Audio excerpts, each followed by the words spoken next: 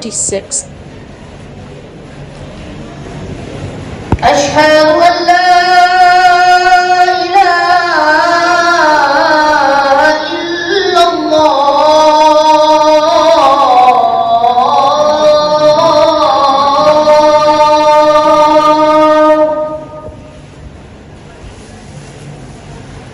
أشهد أن لا إله إلا الله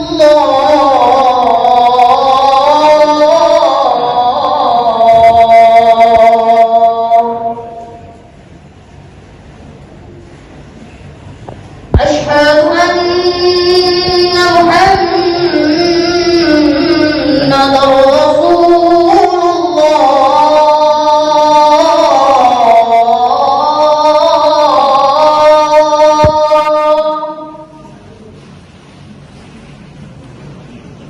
أشهد أن محمدا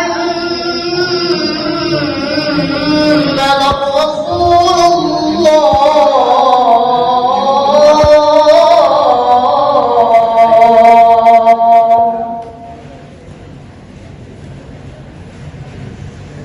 حي على الصلاة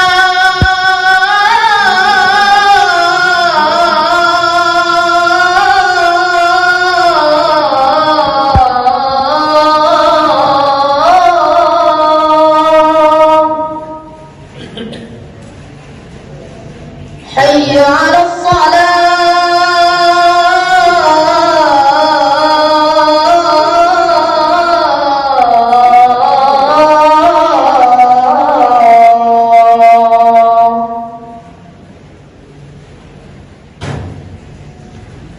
حي على الفلاح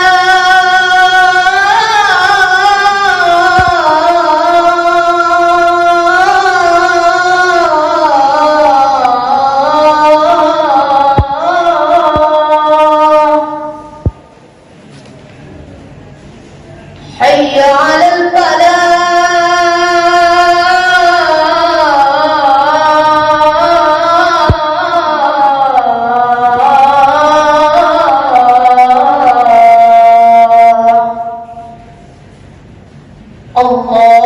الله أكبر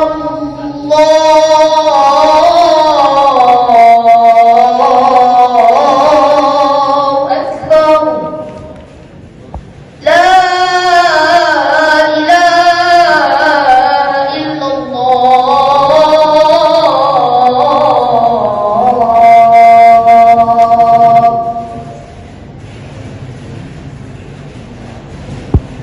اتقوا الله حق تقاته ولا تموتن إلا وأنتم مسلمون فقال الله تعالى في القرآن الكريم نعوذ بالله من الشيطان الرجيم بسم الله الرحمن الرحيم ولا تأكلوا أموالكم بينكم بالباطل وتدلوا بها إلى الحكام لتأكلوا فريقا من أموال الناس بالإثم وأنتم تعلمون صدق الله العظيم. Ma'asyiral muslimin, jamaah Jumat yang dirahmati Allah. Alhamdulillah, bersyukur kita kepada Allah Rabbuna wa Rabbul Alamin atas limpahan rahmat dan nikmatnya. Salawat dan salam tak lupa kita doakan kepada Allah agar disampaikan kepada Nabi kita Nabi Muhammad sallallahu alaihi wasallam. Pada khutbah kali ini, Khatib akan menyampaikan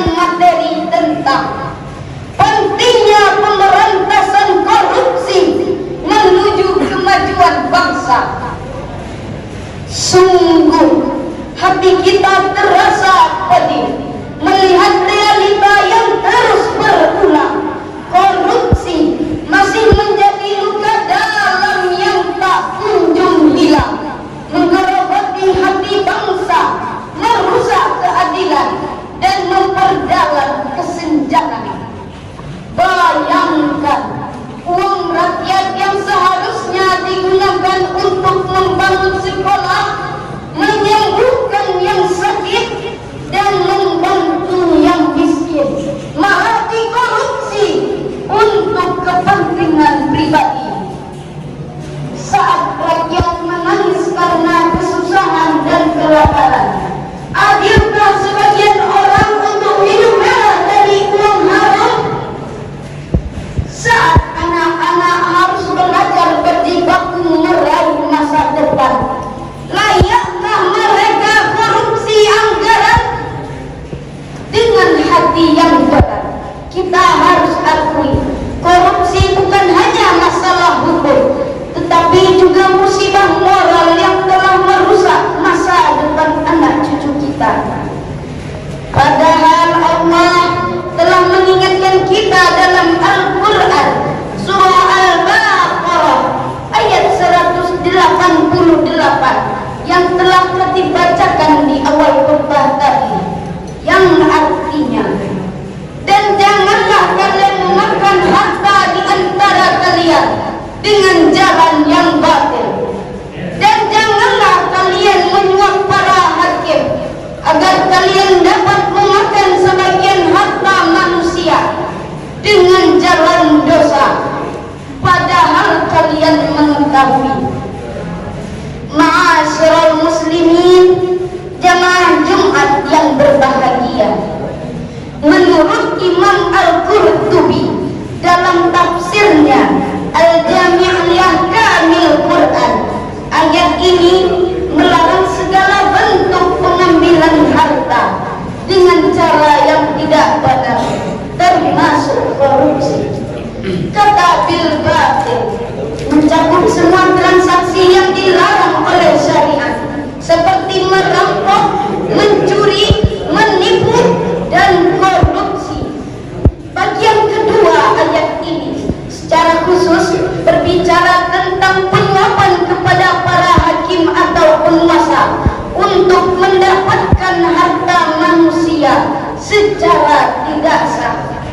Padahal Allah Subhanahu wa Ta'ala telah memberikan ancaman tegas bagi para pelaku korupsi dalam Al-Quran surah An-Nisa ayat 10. Na'udzubillahi minasyaitonir rajim. Bismillahirrahmanirrahim. Innal ladzina ya'kuluna amwalal yatama zulman innama ya'kuluna fi butunihim nara wa sayaslawna sa'ira. Barang siapa yang mengambil harta anak yatim secara zalim, sesungguhnya ia menelan api ke dalam perutnya, dan mereka dimasukkan ke dalam api yang menyala-nyala. Ma'asyiral muslimin, jamaah Jumat yang dirahmati Allah, meskipun ayat ini secara khusus berbicara tentang harta anak yatim, tetapi para ulama sepakat bahwa ancaman serupa berlaku bagi siapa saja yang mengambil harta orang lain secara zalim, termasuk koruptor. Selain itu, Rasulullah Sallallahu Alaihi Wasallam juga bersabda, barang siapa yang mengambil harta kaum muslimin dengan sumpah palsu, maka Allah mewajibkan neraka untuknya dan mengharamkan surga atasnya. Dari persoalan ini, langkah apa yang harus kita lakukan agar korupsi dapat dieliminasi? Yang pertama, membangun integritas personal. Rasulullah Sallallahu Alaihi Wasallam bersabda, "Kita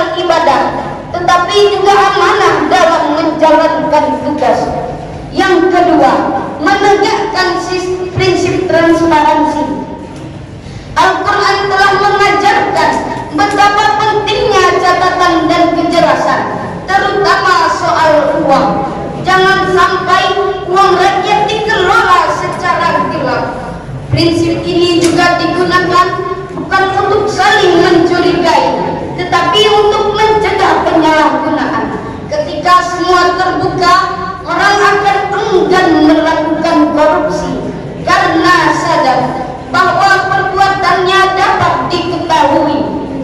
Dan yang ketiga, menegakkan sistem pengawasan yang kuat. Rasulullah sallallahu alaihi wasallam bersabda, kullukum ra'in wa kullukum mas'ulun an ra'iyati. Setiap kalian adalah pemimpin dan setiap kalian akan dimintai pertanggungjawaban atas kepemimpinannya. Hadis riwayat Bukhari dan Muslim. Maka dari itu diperlukan sistem checks and balance yang kuat. Harus ada lembaga yang benar-benar mampu melakukan pengawasan. Laporkan jika melihat kecurangan dan dukung setiap upaya pemberantasan korupsi. Di ujung khutbah ini perlu Khatib sampaikan, pemberantasan korupsi bukan hanya urusan pemerintah, tetapi juga tanggung jawab kita bersama, mulai dari rumah, dari sekolah, dan dari diri sendiri. Generasi muda harus menjadi pelopor dengan hati yang bersih dan tekad yang kuat. Insya Allah Indonesia akan bangkit menjadi negara yang adil dan bermartabat. Fa'tabiru ya ulil absar la'allakum turhamun.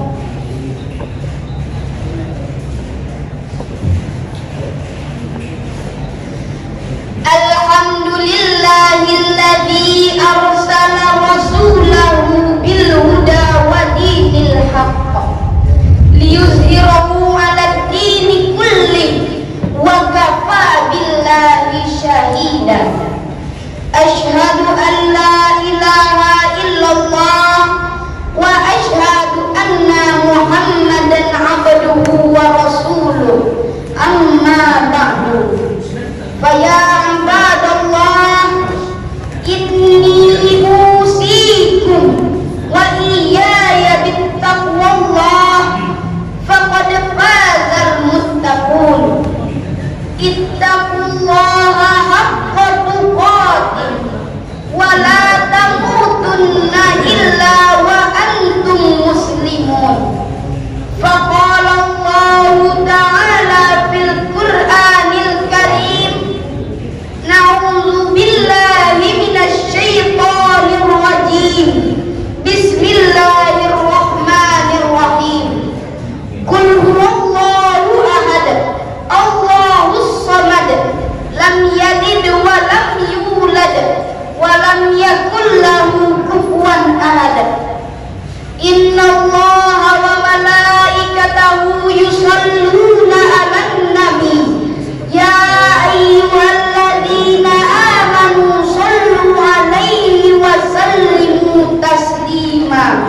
Allahumma sholli 'ala Muhammad wa 'ala ali Muhammad kama shallaita 'ala Ibrahim wa 'ala ali Ibrahim wa barik 'ala Muhammad wa 'ala ali Muhammad kama barakta 'ala Ibrahim wa 'ala ali Ibrahim fil 'alamin innaka Hamidum Majid. Allahumma ighfir lil muslimina wal muslimat wal mu'minina wal mu'minat al ahya'i minhum wal amwat bi rahmatika ya arhamar rahimin. Rabbana atina